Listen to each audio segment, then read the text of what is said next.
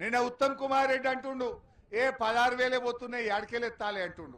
మరి మొన్నటిదాకా 1,00,000 పోయినాయి కదా, అప్పుడు ఎందుకు వస్తలే ఉత్తమ్ కుమార్ రెడ్డి? అప్పుడు ఎందుకు వస్తలే అంటున్నా. మళ్ళా 15 రోజులు అయితే ఆగస్టులో మళ్ళా 1,00,000, 2 లక్షలు, 3 లక్షల వరద వస్తుంది. అప్పుడన్నా వత్తనికి తయారుగా, అప్పుడన్నా కట్టుకొత్తడానికి అన్నారం సుందీళ్ళని మొత్తం తయారు పెట్టు. నీళ్లు రాగానే ఒత్తు ఈ తెలంగాణను కాపాడండి. రేపు ఎల్లంపల్లిలో నీళ్లు లేకపోతే ఎన్టీపీసీలో కరెంట్ ఉత్పత్తి ఆగిపోతుంది. సింగరేణి థర్మల్ పవర్ ప్లాంట్ లో కరెంట్ ఆగిపోతుంది. హైదరాబాద్ కు మంచి నీళ్లు ఉండేవి, అంత ఆగమయ్యే పరిస్థితి వస్తుంది. మళ్ళా ప్రజలు వలసలు పోతారు. దయచేసి ఆ పరిస్థితులు రావద్దు. తక్షణమే ప్రభుత్వం మోటార్లు ఒత్తాలే, నీళ్లు తీసుకురావాలని చెప్పి కోరుతా ఉన్నాం. నేను ఒకటి అడుగుతున్నా మా చిన్నకోడూరు రైతుల్ని, పోయిన 6 ఏళ్లల్లా బోర్బండి కనబడ్డా అదే మన ఊర్లల్లా? బాయిలల్లో ఎక్కడన్నా క్రేన్ లో పుడిక తీసుడు ఉండేనా? మళ్ళా ఇగో కాంగ్రెస్ వాళ్ళు వచ్చారు, మళ్ళా బోర్బండ్లు మోపోయినాయి ఊళ్ళో పొన్న. మళ్ళా వచ్చినాయా లేవా బోర్లు? మళ్ళా 50,000, 1,00,000 రూపాయలు బోర్ పొక్కలలో ఓసుడు చురువు అయిపోయింది. మళ్ళా ఊర్లల్లా మా గుత్తకు పట్టుకుంటేందుకు ఒడ్డోళ్ళు బయలుదేరు, క్రేన్లు వచ్చినాయి, మళ్ళా బాయిలు గజం గజం కొడుతున్నారు. మళ్ళా అప్పుల పాలయ్యే కాలం వచ్చింది. కాళేశ్వరం వచ్చినాక, కేసీఆర్ వచ్చినాక బోరు బండ్లు మాయం, మీకు క్రేన్లు మాయం. మంచిగా కాలడ్డం పెట్టే నీళ్లు వాడినాయి. ఓ 10-12 పంటలు బంగారమూల పండించుకున్నాం. భూమికి బరువయ్యేంత పంట వండింది. ఏమంటే ఈ రేవంత్ రెడ్డి వచ్చిండో ఇగో మళ్ళా కష్టం వస్తా ఉంది. మళ్ళా బోరు బండ్లు తెచ్చుకోవడం, మళ్ళా నీళ్ల కోసం బావులు పూడికలు తీయడం, మళ్ళా గోసెలు మోపైనాయి. ఇప్పటికైనా ఆలోచించండి. ఇలా కాంగ్రెస్ ఏ రకంగా మనని ఇలా అన్యాయం చేస్తుందో.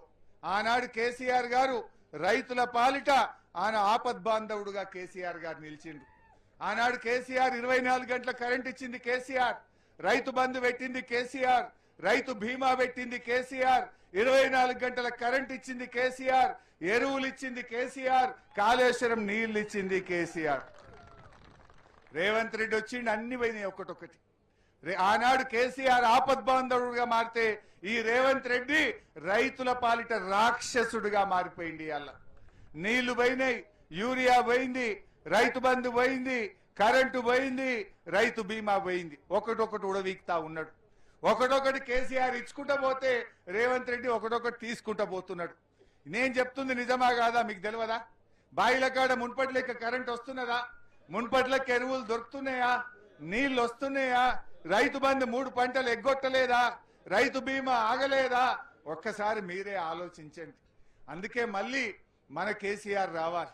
వీళ్ళందరూ ఒకటే మాట అంటున్నారు, ఈ స్కామ్ల ప్రభుత్వం పోవాలి, మళ్ళా స్కీమ్ల కేసీఆర్ మా ప్రభుత్వం రావాలి అని ఇవాళ రైతులు కోరుతున్నారు. కాంగ్రెస్ వాళ్ళు ఇంత మాట్లాడుతున్నారు. మీరు వచ్చినాక పెదవాగు, ఖమ్మం జిల్లాలో పెదవాగు కొట్టుకపోయింది. ఎస్ఎల్బిసి ప్రాజెక్టు కుప్పగూలి 8 మంది అననే చచ్చిపోయిండ్రు. మన వట్టెం పంప్ హౌస్ మునిగిపోయింది, సుంకిశాల కూలిపోయింది. దేని దగ్గరికి ఎన్డీఎస్ఏ పోదు, ఏడ ఎంక్వైరీ చేయరు. కానీ కాళేశ్వరం కేసీఆర్ కు పేరు వస్తుందని ఎంక్వైరీల మీద ఎంక్వైరీలు, కేసుల మీద కేసులు, రైతులకు నీళ్లు వత్తకుండా ఇవాళ ఇబ్బందులు పెట్టే ప్రయత్నం చేస్తున్నారు. నిజంగా ఈరోజు రేవంత్ రెడ్డి, నీకు రైతుల మీద వీసమెత్తు ప్రేమ ఉన్నా, వీసమెత్తు గౌరవం ఉన్నా రాజకీయాలు పక్కన పెట్టు, మోటార్లొత్తు, నీళ్ళెత్తు. ఎందుకంటున్నామంటే రేపు ఎలినినో వస్తుంది అంటున్నారు. 6 నెలల కిందనే శాస్త్రవేత్తలు చెప్పిండ్రు ఈసారి కరువు పడుతుంది, వచ్చే ఏడాది కూడా కరువు పడుతుంది అంటున్నారు. మరి ఆ కరువు పడితే ఏర్పడబోయే తీవ్ర పరిణామాలకు నువ్వే బాధ్యత వహించాల్సి వస్తుంది. నీళ్లుండి ఎత్తకపోతే ఇది చాలా దారుణమైనటువంటిది, వికృతమైనటువంటి పని. కండ్ల ముందు నీళ్లు పోతుంటే కిందికి జార విడుస్తున్నావు, ఎత్తుతలేవు. రేపు ఏర్పడే పరిణామాలకు కాంగ్రెస్ పార్టీ తగిన మూల్యం పెద్ద ఎత్తున చెల్లించాల్సి వస్తుందని హెచ్చరిస్తా ఉన్నా. రేపు చీకటిమయమైతుంది, కరెంట్ లేక, మంచినీళ్ళు లేక వలసలు పోతారు. మళ్ళా బొంబాయి, దుబాయ్ వలసలు ప్రారంభమయ్యే అవకాశం ఉంటుంది. ఇవాళ నీళ్ళు వచ్చినాక నేను మొన్నకి పెదకోడూరుకి వచ్చింటి. మొన్న పెదకోడూరుకి వస్తే ఆడ మహారాష్ట్రకి వెళ్ళి ఆడోళ్ళు వచ్చి గుత్తకు పట్టుకొని నాట్లెత్తురు. ఎందుకంటే మనం బతకబోయినాం.